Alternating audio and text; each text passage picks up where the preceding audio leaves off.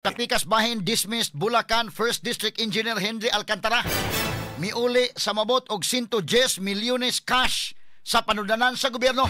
Tinaghan ng kwartaha mga higala District Engineer ni mga kigala ambot og medyo pa ni mauli tanan in the RV. Paano napay nahabilin mga kahigalaan? Iyan ang giuli mga higala pero mura og ganahan pa siya magtan-tanaw siguro sa uban.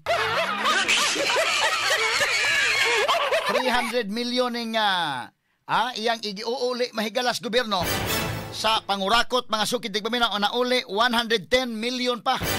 Patindaghan ng kwartaha mga sukid tigpaminaw Straight to the point. Ato ning tagaagpagtagad mahigala no.